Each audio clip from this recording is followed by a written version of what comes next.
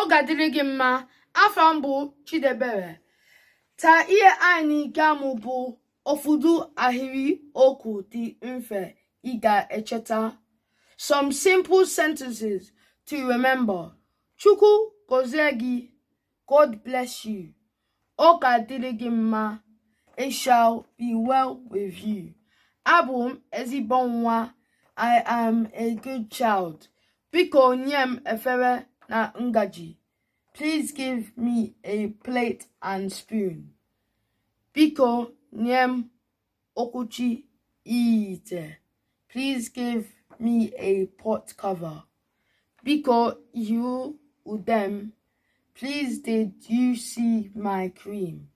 Biko nye m ncha na sapo.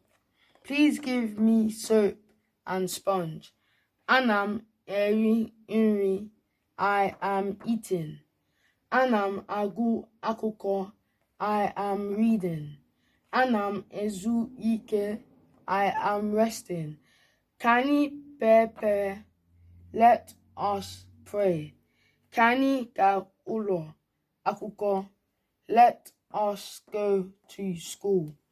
Gini ka ina eme ubuwa. What are you doing now? Gini ka ige eme echi? What are you doing tomorrow? Onyenwe anyị na Chineke anyị, our Lord and our God. Otito dịrị aha nsọ gị ebighị. Praise be your holy name forever. Obi dị m ụtọ taa. I am happy today. Ezinụlọ m ga-enwe mmemme. My family will have a party. Ka anyị gaa na ụgbakọ egwuregwu. Tomorrow I will go to church. Echi aga m aga n'ụlọ ụka. Imeela ka ọ dị. Jisike na-asụ Igbo. Like, share, and subscribe. Bye!